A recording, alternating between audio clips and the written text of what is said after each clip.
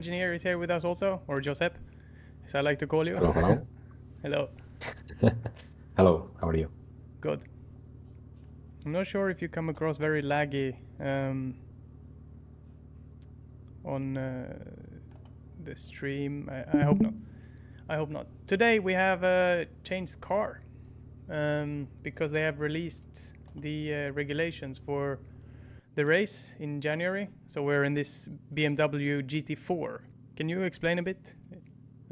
Yeah, what the race will be and so on. Exactly. So the road, the race that we're gonna do is gonna be the Roar, which basically combines GT4s, LMP3s, and TCR cars.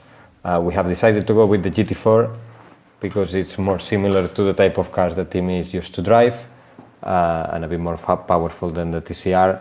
Obviously, GT4 being a car of a lower level than the GT3. We were driving the Ferrari GT3 last week, so now we're gonna go with a car that is a bit slower. It has a bit less downforce, a bit less power, but we will adapt to it, and we will need to improve both the setup of the car and the driving of Timmy with this car before the race. So our process starts today. We're gonna be doing testing and development of this car till the race, which is the second week of January, and we are planning on sharing all the methodologies that we use, that we do, with you guys. This methodology is going to be the same that we do in real racing, so I'm sure it can give you a lot of benefit in terms of understand how we work together also on the real track. Exactly, that's the idea. Sorry, I'm on my phone, but I am just sharing on Instagram. Yeah, so we have Timmy doing also some social media. Social media live, skills. engineering live, driving live, very live, very real. Okay, so we're still in Daytona. We still have this car, and let's jump in. And I have telemetry switched on the bottom left, so you'll be able to see the data afterwards. Let's see how this works.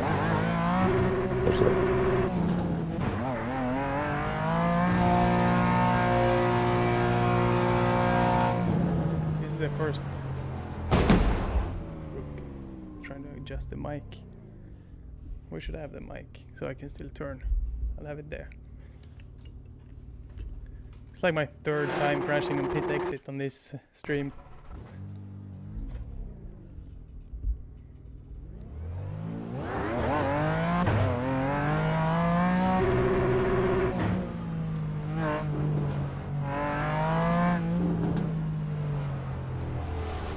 This mic is really annoying.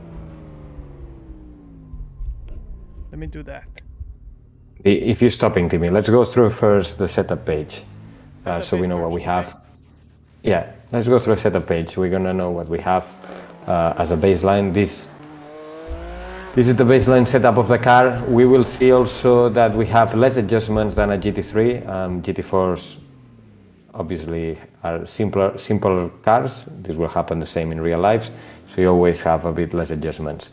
So what are some differences that we're already seeing compared to the GT3 is that, for example, here we only have one bump stiffness adjustment and one rebound instead of having that divided on low and high speed.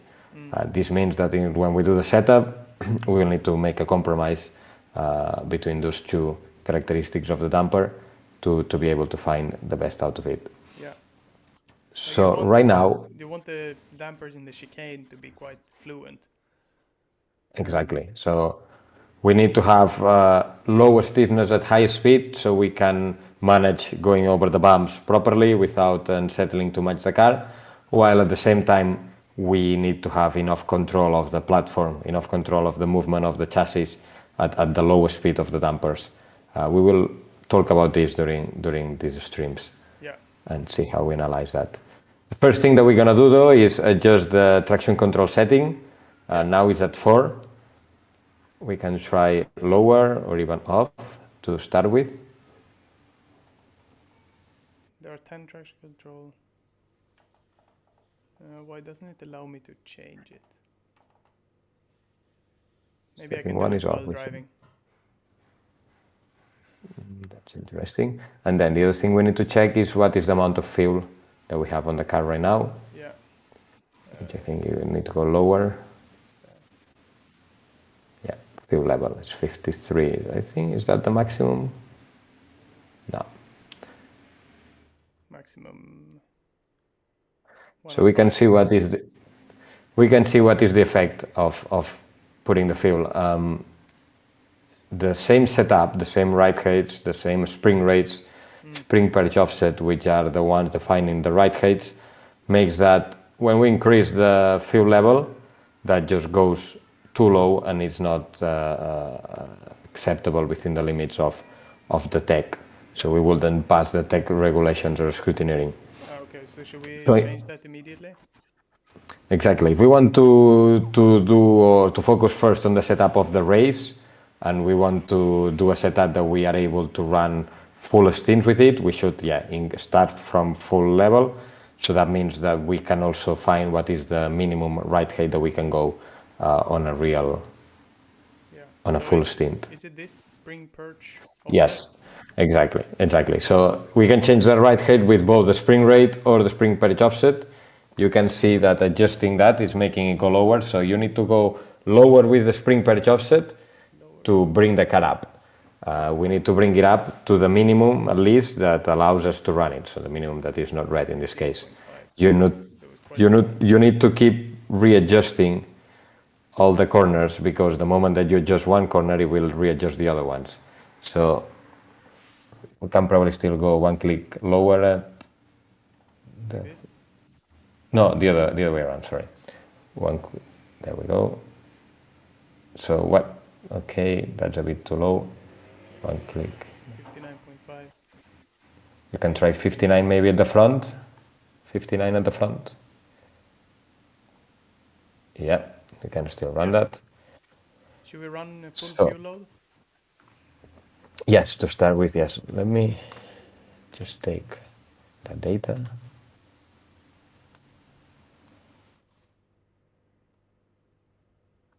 Okay, if you can go up on the screen.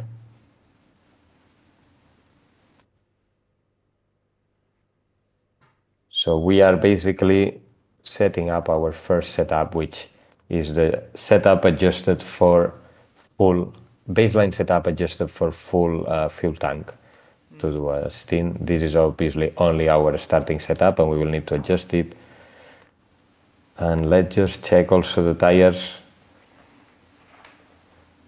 Let's go to the minimum pressures if they are not already there. Yeah, they look like they are the minimum. Yeah. Front and rears. Yeah. Okay. Minimum. So let's start like this. You need to adjust the traction control to 1. Let's see if I can do that here.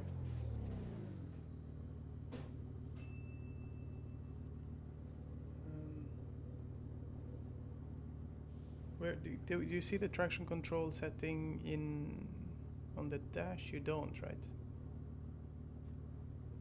I would assume that you did, but I don't see it here. No, you don't. So why couldn't we change it? No, not options.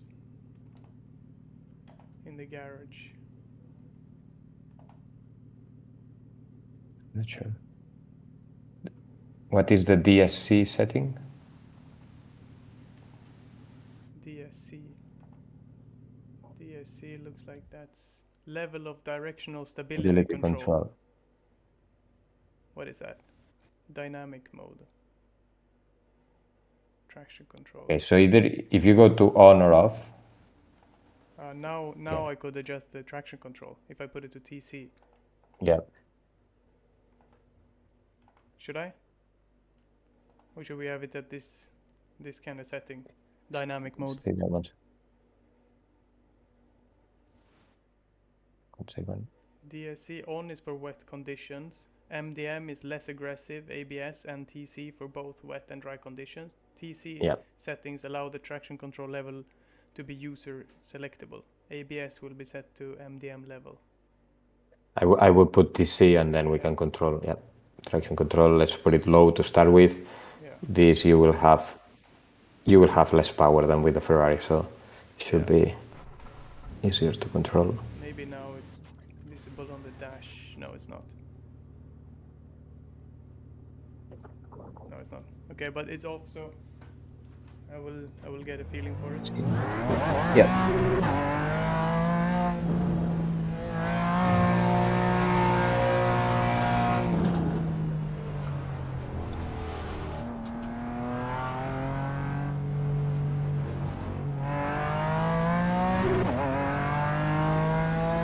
So we did a couple of laps around the GT3, but now they released what will be allowed during the race. So that it's GT4. GT4 and something else. PCRs and LMP3s. So another thing that we will need to test and get used to is traffic management, because we will have faster cars and slower cars around us. So we need to make sure that Timmy is up to speed with that. Do it in a safe and fast way to overtake, but also let the other cars go through, which we are not competing against.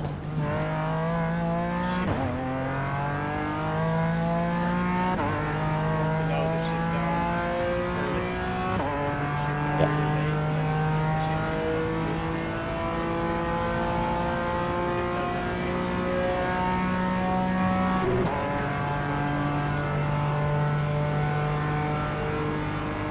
So we need to get used to all those things.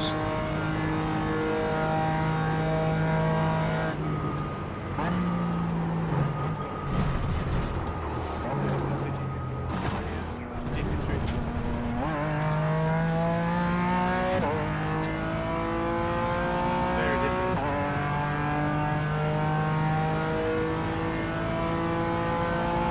Now you're used to that car, so you need to get used to this. Yeah, exactly.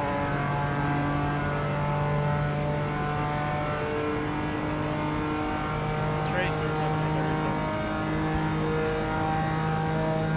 Yeah, we have a bit more of resting To time. reach out and talk to each other. That's the spirit. Braking is horrible too. Like, even though it's slower on the straight, I feel like I have to brake on you.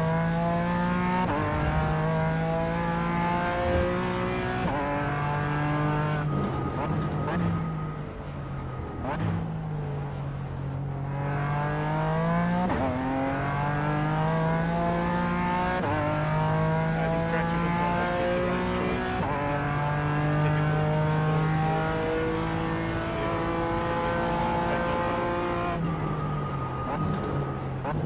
Yeah, that's good. That way we can make the most out of it.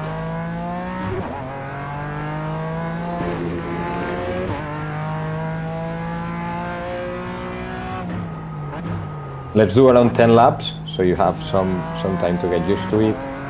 Put some temperature in the tires, and then we will take it from there.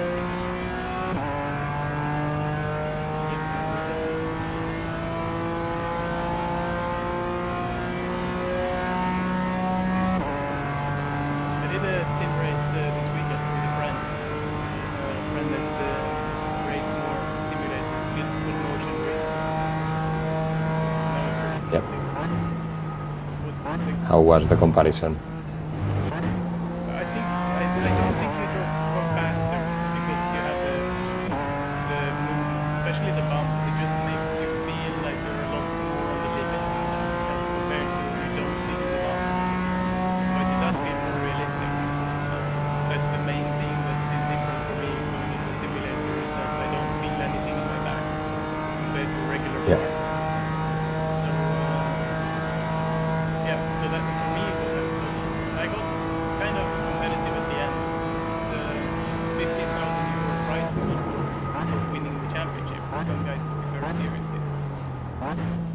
But you have to have this special rig, this racing, and so it was 25 people, ranging from one Swedish guy who's a Williams esports driver who won the race, and two guys who just like kind of like race cars and like track days, so they would watch probably home.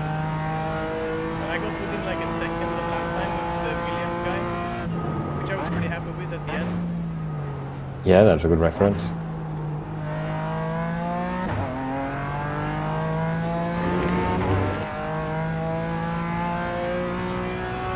And I didn't put in the same amount of practice for that as I've done here.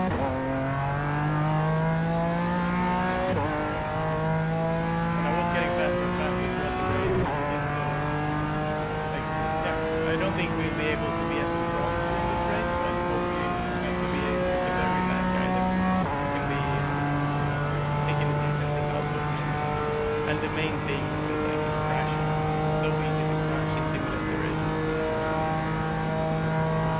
How was the motion? Was it only moving the platform of the simulator, or did you also have some kind of traction on the belts? No, it was only like with dampers, so Yep. the seat.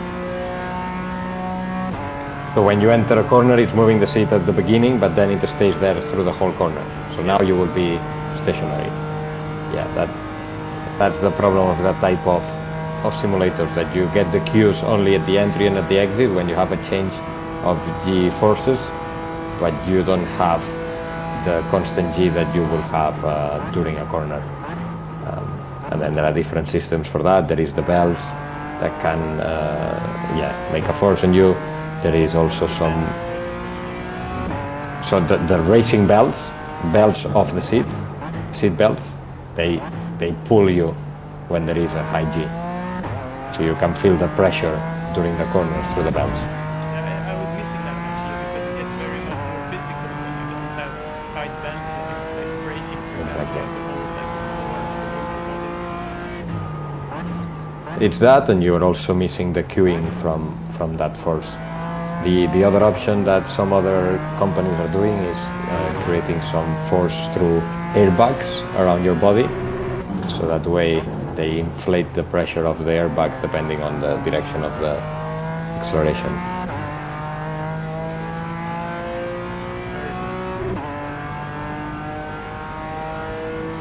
In this simulator right here is no movement in the seat at all.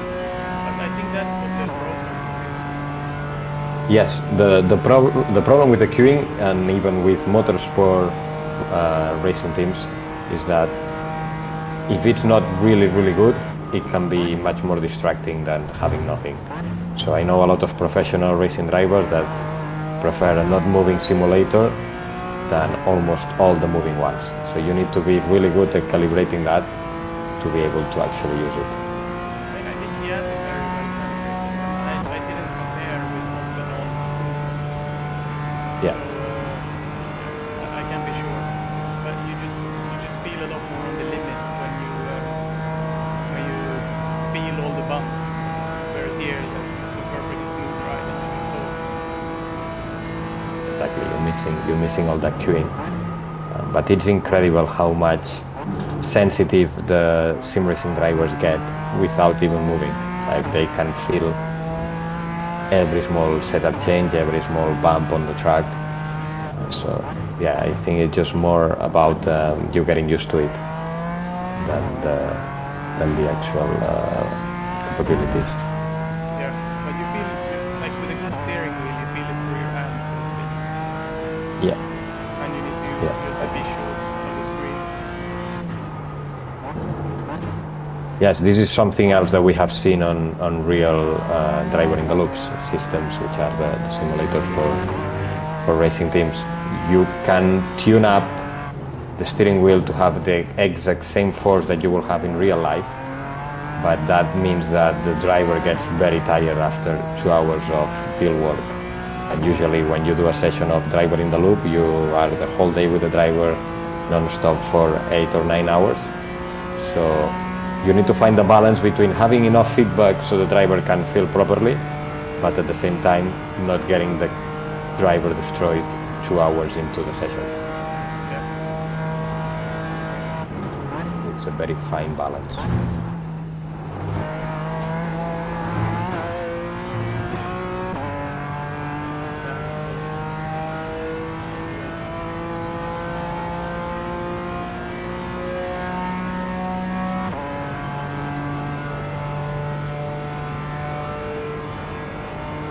car has kind of a different driving style. This one, you have to carry a lot more speed.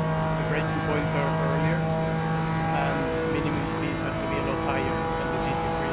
Mainly because you don't have the power, so you don't need a straight exit.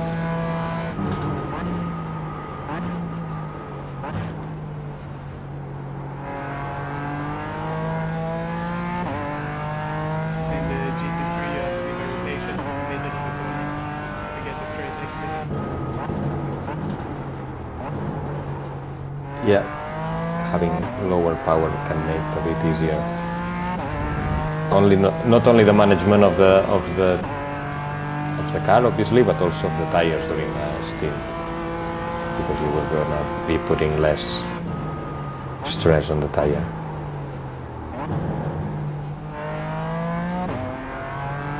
If anything, I think I would want a bit better front after we go and do some changes.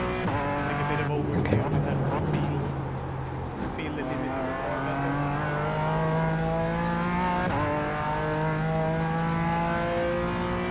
Now I'm having to work quite hard to get any kind of movement or rotation before It will be more front at the entry, or also mid corner. How are you on the long corners? Everywhere, so I get a bit more feeling for the grip, just generally. But yeah, entries mostly. Okay. Yeah, I'm picking up a bit of time lap by lap. Started with a 2-minute lap time. Now we're down to 55, 04, 0.6.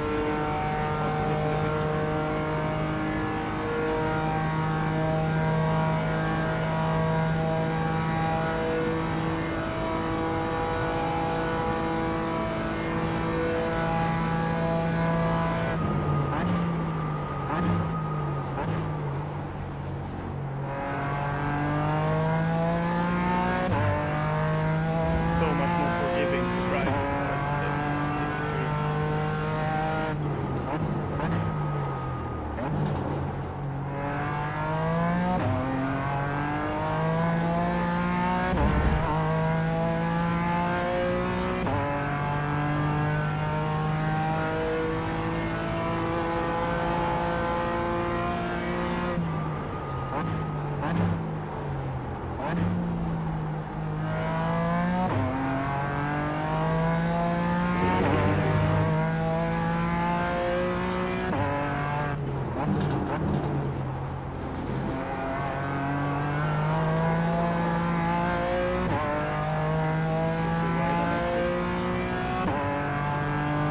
that corner, that 90 left has a lot of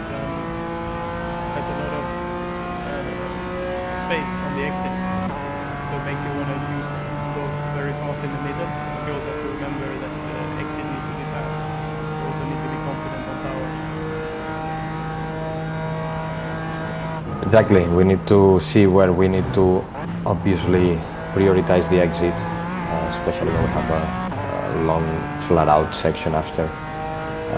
This is something we already worked with the GT3, and we're gonna keep working now. Yeah.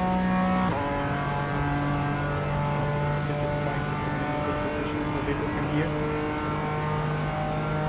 Yeah, I think on the stream the car sound is a bit too high also Also, I think for them to be able to hear. So I'll do one more lap and then back in.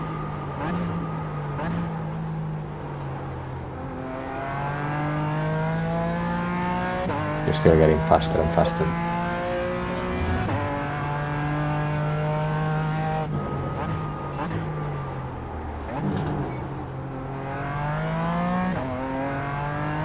It's getting harder though. Now, first time in a long time we have a red delta time.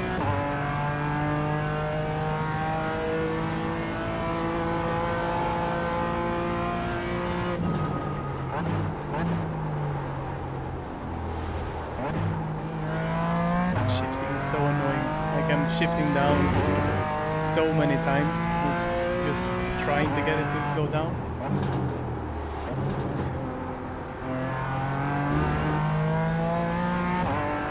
No, I don't think this is the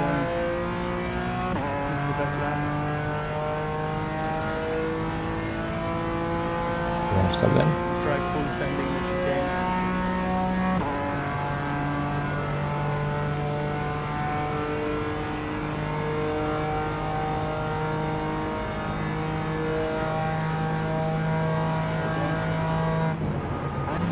No! On third. Okay, I'll take this chance actually to practice a pit entry, because that's important during the race when we do pit stops, to know your braking points. And then I'll exit and we try and change some setup.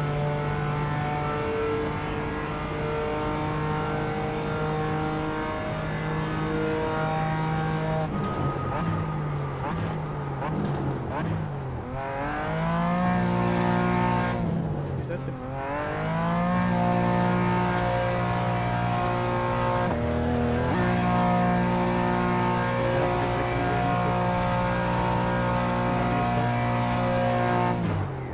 Just like that. Yeah, that was a good space. Okay, first run done. I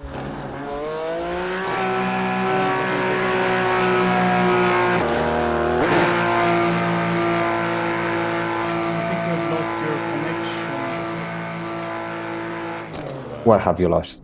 your connection on the Camera? camera in the stream. So I will press quit and I will share the data with you. Compare, synchronize. Now you have the data. Yep. Try to join that link to so we can see you on the stream again.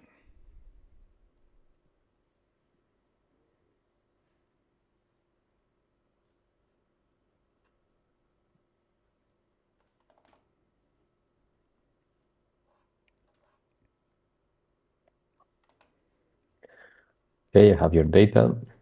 Good. If you want to share your screen also, so we can see it, you can share in Discord. Give me a second.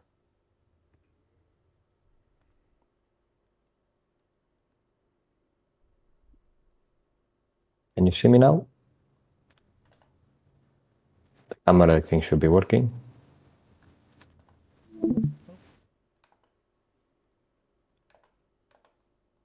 I can't see your screen, but... No, I'm gonna share now my screen. Oh yeah, in the stream, yeah, we will see you in a second. There you are. Beautiful. Okay, can you see also my screen? Can you see? No.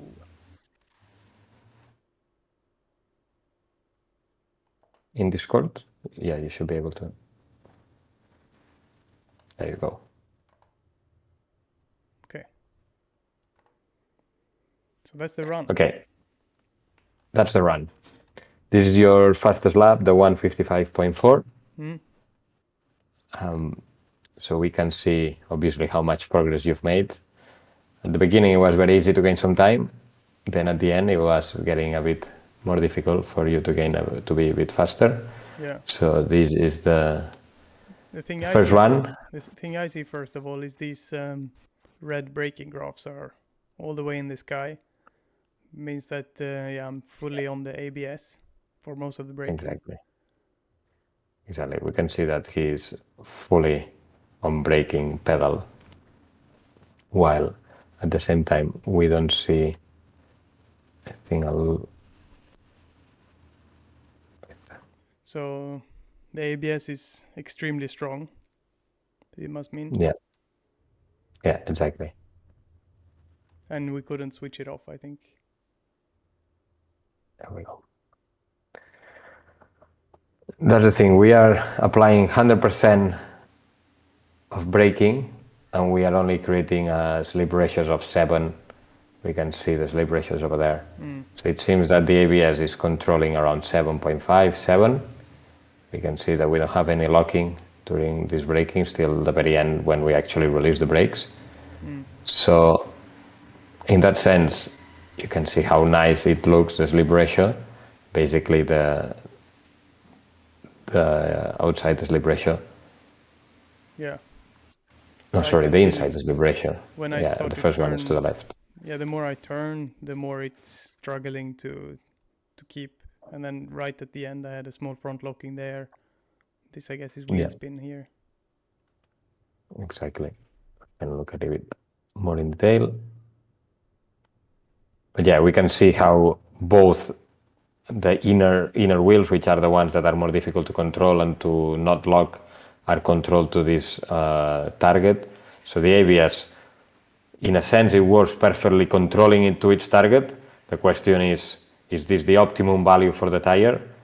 And that's the issue that we cannot change in terms of ABS control on iRacing. So it will be interesting to also try less ABS to see if we can improve or if this is actually the optimum, because that way it makes it much easier. We can see that here we release the brake, but the inner wheels are still controlled to the target.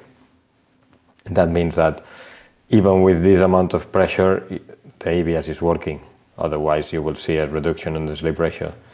So the ABS is actually cutting a lot of braking power inside and on the inside wheels. So yeah, we are fully on ABS, which again, it can be good or bad depending on the calibration of the ABS. We need to try to explore that. Besides that, what else can we see? We don't see also a lot of oversteer cases. We cannot see a lot of lift-offs that we were seeing besides this one. So that means again that we have not a lot of power or a lot of traction, however you want to see it. But yeah, the rest of throttle applications, they are quite linear, quite constant without struggling on traction. So yeah, in that sense, it also seems I feel an a easier limit. to drive car. Yeah, I feel a limit on traction sometimes, like quite late. But yeah, it's easy to go on power. It's just like how much you turn. If you turn too much, then you get a bit of wheel spin. If you just allow the car to go straight, then there's no risk at all to spin the rear wheels. Yeah. So in this case, what we see is that because the car is a bit underpowered and it has ABS, the driving differences are not going to be that big, because if you are laying on the ABS and the controls, it's easier for everybody to do it. So we will need to focus a lot on the setup to make the car faster, to be able to gain some advantage over the other drivers. So that's the next step. So what are the other things that we need to look at? We need to look at how low we are with this amount of fuel. Are we bottoming out at any place or are we not? No, not what I And could we feel. are, yeah, no, exactly. We are very, very far, very, very far from the bottom. So even So on the what first happens lap. if we would if we would put the fuel, it wouldn't allow us to go on track, right? Even if we had a lower ride height. No, exactly. That's the problem. Yeah. You will not be passing the tech inspection. You could then run that from the beginning of the stint. But what's the situation? The situation is that now, because of the amount of fuel that we have, we need to run the car quite high. The moment that we use this fuel at the end of the stint, the car is going to be very high. Yeah. So this is something we need to assess. And basically, our minimums are not based on bottoming, they are based on these tech minimum ride heights. Yeah. Now, the ride height affects on one side the load transfer, so the lower the car is, the less load transfer there is, so which means the higher grip you have around or across the tires. But it also affects the rake. The rake is the difference between front and rear ride height, is the angle the chassis does versus the ground. And the difference that the rake does is also the amount of aerodynamic load and drag that you have. So we will need to just adjust the ride heights to also get the desired rake along the track. So this is another thing we need to look at. What else can we look at? We can look very quickly at cambers. So what we are seeing here is the different temperatures of each wheel around or along the surface. We can see if we look at the high temperature one. Front left, we can see on the second corner on turn 3, the hairpin to the right, we are almost having the same temperatures across the tire. That means that the tire is sitting quite flat on the track, so it's not too bad. It could be maybe lower slightly, the front left camber, but it doesn't look to be a massive issue. Front right, quite of the same. We can see that the front right temperatures are also very similar when the car is turning left, so that means that, again, the tire is quite flat on the ground. While on the rear left, we can see that we never really use the outer part of the tire too much, so that would need to be lowered in a bigger step. And the rear right is quite flat. So for me, the most important correction will be for the rear left tire. Yeah. So I recommend you, Timmy, to go down on the camber.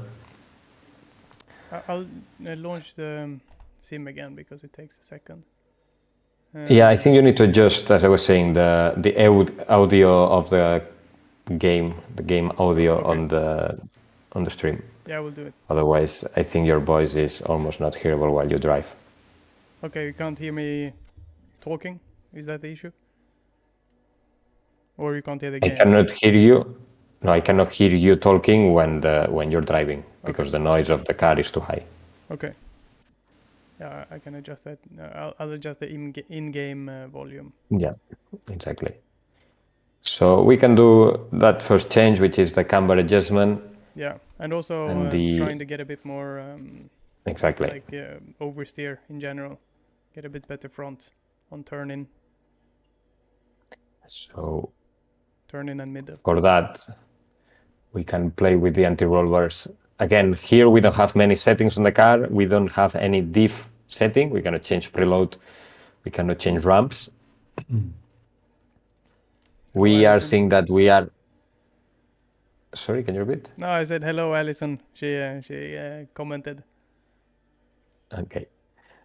Here we have a very low rear anti-roll bar setting. It's currently at 0, while the front is at 4. So that is going to create understeer. We need to change that balance, anti-roll bar balance. I think that is the first step we can do. Yeah. On the other hand, we could also go a bit lower with the spring rates. We have still a lot of right height movement or margin that we can use for a bit more softer spring, a bit more mechanical grip. I don't think I would say go softer. You see when I click with the spring rate, yeah, it's minimum spring. Okay, so that is one thing that we're already in the minimum. So let's do the anti-roll bars first. Yeah. And let's try. Do you want to go stiffer on the rear or softer on the front? I will do 2 clicks on each direction. So I will go 2 at the front. 2 at the rear. Okay. And yeah. So. And then. And the other is the camber, the rear left rear camber. Yeah. Which is a minus 3.9. Let's put it at minus 2.9. 2.9. Apply. That went to 3.1, so I don't think it goes any lower. Why not? No. What happens if you go lower? It doesn't go. It won't. If I click, it won't. Okay. Wait, I think we need to readjust the rear toe. It was 0.1 before positive. Oh. So you need to readjust that. That's something that happens every time you change the kinematics of the car. Other factors are also modified. So we're happy there? We continue on full fuel load? Yes. The other thing that we could try is to go a bit lower with the wing setting. Yeah. Because of the straights that we have. I can do DSC off, but then I guess ABS also off? Then ABS should be off, I think. I think the ABS is useful. Let's try it first with the ABS. Let's go Yeah, I TC won't setting. change that. So we don't Yeah, change we compare everything in 1 one to run. 1. TC settings should also be 1. Yeah, there. Let's try like that, and we will do the arrow after. Yeah. On the next one. And game volume. Yes. Turn that down. Okay. Maybe now that's better. Hopefully. Telemetry is on. And I will do the...